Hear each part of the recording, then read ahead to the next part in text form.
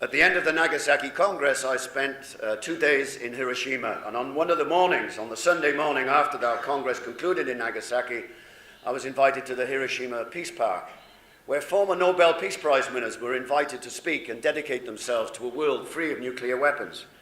And the Dalai Lama spoke. He was there in his religious garb, in his orange and purple, kind of purple, burgundy-colored cloaks. And he said, "I'm a man of prayer. I pray for mankind. I pray for my neighbor. I pray for my nation. I pray for all of mankind." But then he said, "I realized after all of these years, even as a religious man," he said, "that prayers aren't enough." And he said, as a religious man, prayers aren't enough. This period in our life requires a call to action. And he said, "I'm a religious man saying that praying is not enough." We say our prayers for Ana Fabrizia Cordoba, who lost her life as an act of personal generosity to her. This is a time of action. This is a time where we have to take a stand. Because the forces out there, economic, global, political, business, media, are trying to turn the clock back to a time of what I would call pre-economic history, before there was a trade union movement present. It is highly symbolic that we are here in Spain at this moment with the UGT and the Comercio, and I would like you to put your hands together for the warm hospitality, for their generosity and the time that they're spending with us here. But, you know, there was the expression, you know, the rain in Spain falls mainly on the plain. Well, the economic rain is not just falling on the plain of Spain, it's falling in every community and in every family. We talked about Colombia, but it's not so long ago that this country was living under a dictatorship. A dictatorship. The process of reconciliation in this country is taking place as each day goes by. It is in living memory. We have a new Spain, a new democratic Spain. But all of us, it's not just Spain and Greece and Ireland and Portugal. There is a new dictatorship out there that we have to defeat. A dictatorship without a soul, without any sense of social consequence, a dictatorship without a face. And it's the dictatorship of financial markets. This is a racket. This is organized crime. This is organized economic crime. It's organized social crime. 5 hedge funds and 5 bond traders have rigged the market and is squeezing the life out of this economy. The message being there is only one way, their way. We know a rumor that starts in New York, across a trading desk, a planted speech made to investors in a swanky New York hotel, a leak to the Wall Street Journal, someone talking to the Frankfurter Rundschau, whatever it's called, someone whispers to the International Herald Tribune. Then an investment banker stands up in London and says, "We are worried about the ability of Spain to meet its debts." And then someone says, "We have a problem." And then all of a sudden, the price of the money that this government has to borrow goes up on the basis of a rumor of 5 organized gangs, 5 financial thugs who give a damn about you, what we stand for, and what they're trying to do in this nation.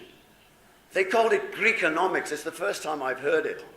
Look, I was there in the 1980s in Latin America. I was there in Africa in the 1980s when we had a debt crisis, when the IMF came in and squeezed the living daylights out of the African people. And they're doing the same now. It's easy, Greece, Ireland, Portugal, Spain, say no. Say no. This deal has to be renegotiated. I know the public are worried themselves elsewhere in Europe about what all of this means. But this is going to crush any aspiration that these economies have to grow. Growth is not there anymore. It's about saving these organized financial thugs. So, therefore, at this time in history, it is important that we take a stand. This conference is about a call to action. It's a time where we have to make a stand. That we have to be free of fear. That we're not to be beaten. That we don't have the answers, because we do. We have to develop an alternative vision for this world economy of ours, a different kind of Europe. I'm ashamed at those European Union leaders, and I sympathize with Oliver that has to face this task, and Bernadette, one of ours, the Secretary of the ETUC, that we have a political class in Europe that is getting hold of collective bargaining agreements and doing this, spreading the rumor that collective bargaining is somehow anti-competitive. Look at Wisconsin. Look at what's happening in the United States of America. 7% of the country is organized into a union in the private sector. The strongest private sector element is here today, Alan Spaulding, a survivor, but a union that is still fighting. Now they're trying to wipe out unions in the public sector, taking away their collective bargaining rights. And I still have to keep reading this European Pact where it says a global league table of labour costs and an initiative to deregulate. They mention commerce directly. And we know what that means. 7 days a week, 24 hours a day, opening hours. And they give a damn about the quality of work in the sector. Why doesn't someone wake these guys up, or men and women up, whoever they are? Don't they understand that 15% of this Europe's population works in commerce? €1 in every 10 of economic growth takes place in this sector. So therefore, it is important that we take a stand. It is important that we fight back, that we have confidence in our arguments. And I think it's important as well that we take this stand. So if you are prepared, we're in a union house. This is a union building, the UGT. It's called the House of the People. So I think it is important for everybody in this building to know that we are here. So I'd like you to stand up and make a lot of noise so the union people in this building know that Uni Europa Commerce is in the house, and they're going to take a stand, and they're going to take a fight to all those people, institutions and bankers and politicians that are trying to get in the way.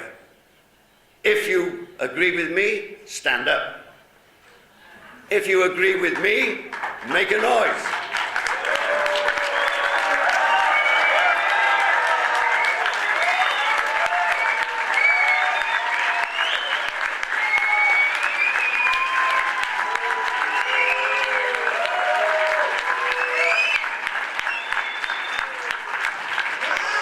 Okay, more. Okay. The UGT, comisiones, satisfaction? Okay? Okay. Gave me a chance to clear my throat.